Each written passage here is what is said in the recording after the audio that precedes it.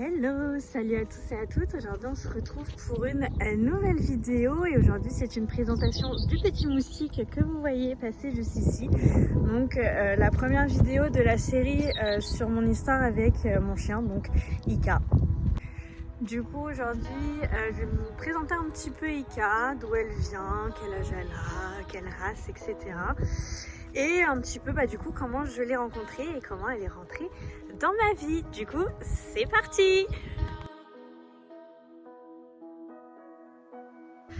Alors premièrement, Ika c'est une chienne, elle a pris 3 ans le 2 avril 2023 et je l'ai eu à l'âge de 1 an le 4 mai 2021, donc ça fait actuellement 2 ans qu'elle est rentrée dans ma vie, voilà, et qu'elle est toute contente, enfin j'espère en tout cas qu'elle est contente.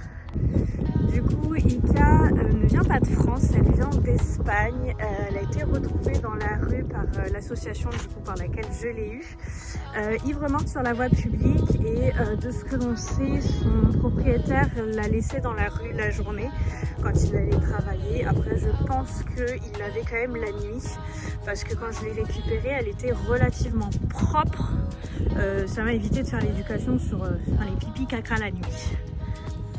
Du coup, comme elle vient d'Espagne, elle est de race espagnole. Du coup, sa race c'est le Podenco. Du coup, c'est une race de chien qui vient d'Espagne comme le Galgo. Donc le Galgo c'est un lévrier espagnol. Et le Podenco c'est la taille en dessous en fait du lévrier. En Espagne, vous avez 2 types de chiens. Vous avez les Galgo et les Podenco, où vous avez à peu près 5-6 tailles. Je vous mettrai juste ici à peu près toutes les tailles qu'il y a de Podenco. Donc du coup elle est à peu près de taille Podenco portugais, puisque Ika est croisée avec une race qu'on ne connaît pas. Elle est de père ou de mère inconnue, enfin je pense plus de père du coup. Mais elle est croisée avec du Podenco. Donc il faut savoir que le Podenco en Espagne c'est du chien de chasse pour du petit gibier, donc tout ce qui est lapin, mulot, enfin petit gibier quoi, chien de chasse terrier. Et c'est aussi du chien de course, c'est comme le Galgo. Donc il faut savoir que pour nous en France, il faut que ce soit un chien qui soit extrêmement bien éduqué au rappel, parce que sinon en fait c'est très rapide. Déjà un chien naturel, il faut le courir très vite, donc du coup il faut assez de rappel. Mais comme c'est du chien de course, il faut y aller beaucoup plus rapidement. Je vais essayer de vous mettre une petite vidéo là de Ika qui est à peu près en détente. Je ne l'ai jamais poussée au maximum au niveau de la course, puisque je n'ai pas le droit de faire de la course. Donc si elle court sur mes vidéos, des choses comme ça, c'est vraiment par plaisir, vraiment parce qu'elle a envie. Je n'ai pas le droit de faire d'entraînement de course, je n'ai pas le droit de la faire reproduire non plus. De toute façon elle est stérilisée, donc le problème est réglé. Mais je n'ai pas le droit de, non plus je crois, sur le contrat d'adoption, je n'ai pas le droit de l'utiliser non plus pour la chasse. Mais voilà, elle chasse par plaisir, elle court par plaisir, vraiment. Donc voilà, mais ça fait de très très belles vidéos, comme je peux vous montrer juste ici, où ça peut être impressionnant. Et effectivement, c'est vrai que du coup il faut qu'elle ait un sacré rappel, parce que le temps que vous captez que votre chien est parti, vous le voyez déjà plus. Donc ça a été une très grosse partie de l'éducation concernant Ika, puisque Ika vient de la rue. Donc Ika est sans contrainte. Donc j'ai mis beaucoup de temps avant de la détacher, mais ça je vous expliquerai un peu dans une autre vidéo un petit peu comment on est arrivé à ce stade de liberté, puisque elle n'est pas été en liberté comme elle l'est actuellement tout de suite. J'ai mis plusieurs étapes, j'ai travaillé plusieurs mois, plusieurs années, je suis toujours en train de travailler dessus alors que ça fait 2 ans que je l'ai. Donc voilà, mais je vous expliquerai un petit peu tout ça dans une autre vidéo, si ça vous intéresse, de savoir un petit peu l'évolution de la liberté par rapport à Ika. Maintenant, concernant son caractère, Ika est plutôt indépendante, je pense.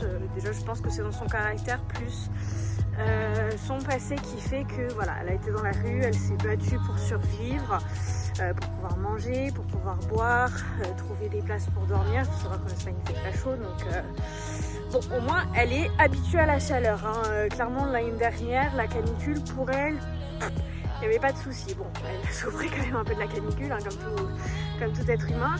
Mais voilà, elle est bien habituée. L'hiver c'est un petit peu plus compliqué. Mais c'est pas grave, elle a des petits manteaux. Elle a un petit sweat et un manteau imperméable. Il faut savoir que Ika n'aime pas la pluie non plus. C'est pas une très très grande fan de la pluie. En limite, c'est moi qui dois la motiver à sortir quand il pleut. Donc voilà. Du coup, au niveau de son caractère, elle est très indépendante et très aventurière. Il faut savoir que du coup, j'ai investi dans un GPS parce que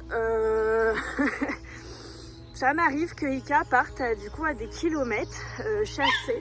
Ah, oula, attendez. Excusez-moi, mon chien s'était fait mal. Voilà, une conséquence de ces aventures. Donc elle est très aventurière, donc elle aime bien vraiment, vous voyez le chemin, c'est pas ça, ses sentiers de balade, c'est vraiment pas ça. Elle adore aller dans la forêt, elle adore aller se promener, c'est vraiment un chien, franchement on peut sortir des heures et des heures avec elle, il n'y a aucun problème là-dessus. Elle adore ça, aller se promener, elle est très aventurière. Voilà, donc dès qu'elle a une piste, elle suit. Donc des fois, au début quand j'étais en laisse, je pouvais rester au bout de la laisse pendant au moins une demi-heure, 45 minutes, le temps que mademoiselle ait fini ses petites aventures. Donc c'est vrai que maintenant qu'elle est en liberté, c'est beaucoup plus simple pour moi la gestion. Parce que du coup, je peux continuer ma balade sans forcément l'attendre. Elle est beaucoup plus libre. Voilà. Donc après, on s'est bien amélioré, hein. Elle part de moins en moins loin. Mais des fois ça reste quand même le cas. Sinon au niveau des chiens, quand je l'ai eue elle était assez agressive, assez réactive. Maintenant ça va beaucoup mieux, même des fois elle est un peu peureuse. Donc des fois je comprends pas trop le système de Ika. Autant il y a des chiens très gentils, elle va en avoir peur. Autant des chiens très réactifs, elle va y aller.